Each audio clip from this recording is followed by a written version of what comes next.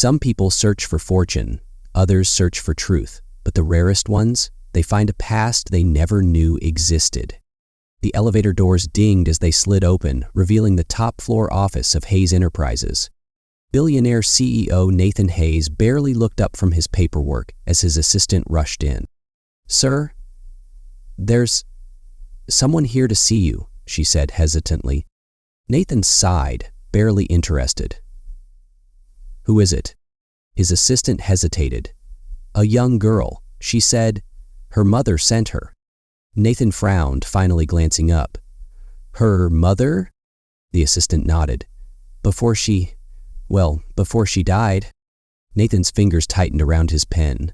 Something about those words felt off. Before he could ask anything else, the office door creaked open. A small girl stepped inside, no older than 10. Her clothes were simple, her shoes slightly worn, but her eyes were sharp, determined. "Familiar."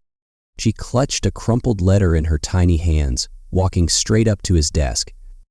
"Hi, sir," she said softly. "My mother told me to find you before she died." Nathan's heart stopped. He slowly stood, his voice lower than usual. "Who was your mother?" The girl took a deep breath and placed the letter on his desk. Nathan reached for it, his fingers slightly unsteady as he unfolded the paper. One look at the signature at the bottom, and the world around him tilted. Because he knew that name.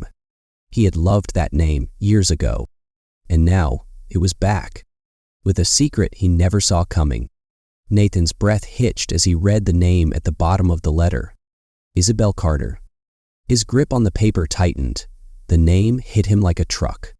A name he hadn't heard in over a decade. A name that once meant everything. Slowly, he looked up at the little girl standing in front of him. Her wide eyes, her nervous stance, the faintest resemblance to someone he once loved. His chest tightened. What is this?" His voice was lower than usual. The girl bit her lip. "My mother, before she got sick, she told me that if anything ever happened to her, I had to find you." She hesitated, glancing at the expensive furniture, the towering windows. "She said you were the only one who could help me." Nathan's throat went dry. His assistant shifted uncomfortably. "Sir, should I?" Nathan held up a hand, his gaze locked on the child. He forced himself to ask the one question he was afraid to hear the answer to. "What was your mother to me?" The girl took a breath. Then, in the smallest voice, she whispered, "She said you were the man she loved, and that you might be my father." The office went silent. Nathan felt the ground shift beneath him. His heart pounded in his chest, his mind racing through the past, the memories, the choices, the what-ifs. But none of it prepared him for this moment, because now, standing before him, was a little girl with his eyes, and a truth he never saw coming. Nathan couldn't move.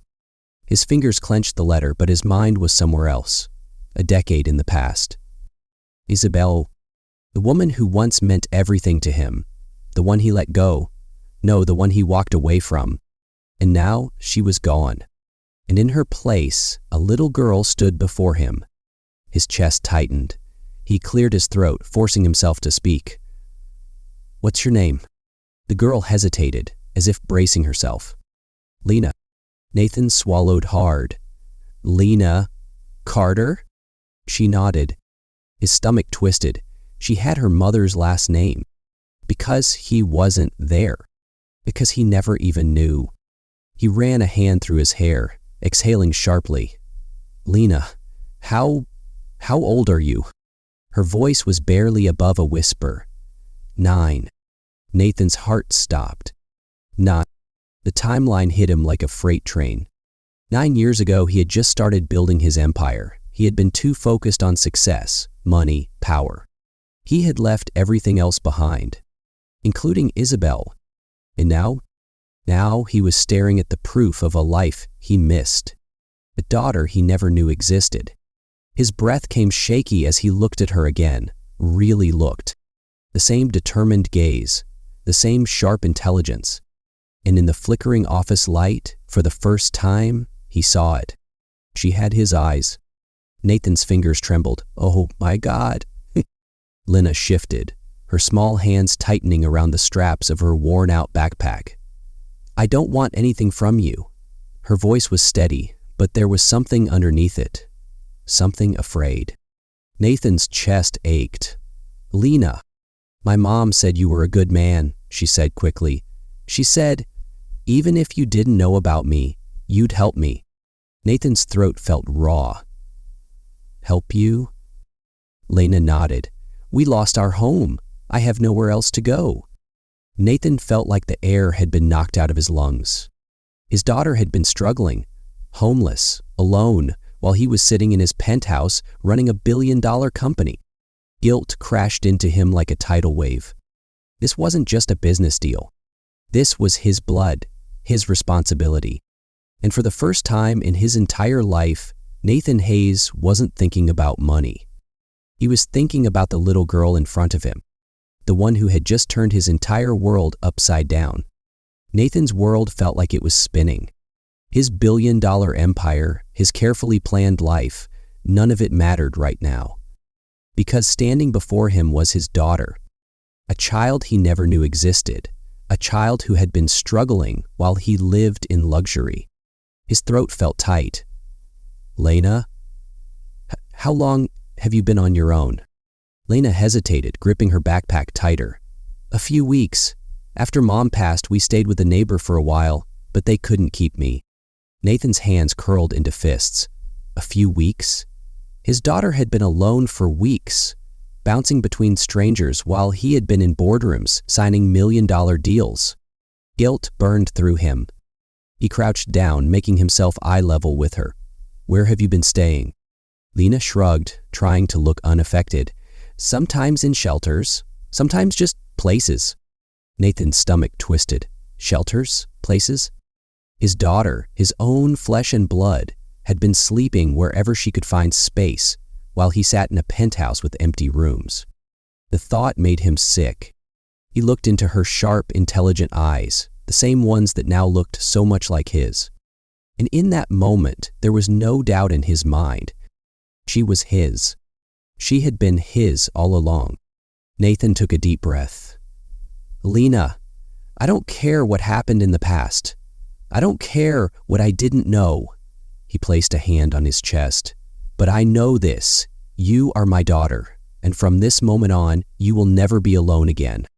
Lena's lips parted slightly. Her fingers dug into the straps of her backpack, as if she wanted to believe him, but didn't know how. Nathan's voice softened. You're coming home with me. She blinked. What? You don't have to live in shelters, Nathan said firmly. You don't have to figure this out alone. You have me now. Lena's face wavered. For the first time, the tough, guarded exterior cracked just a little. You really mean that? Nathan's chest ached. That she even had to ask shattered him. He nodded, no hesitation. I swear to you, Lena, from now on, I take care of you. Lena stared at him for a long moment. Then, finally, she nodded. And just like that, Nathan Hayes, the billionaire who thought he had everything, had just found the one thing he never knew he was missing.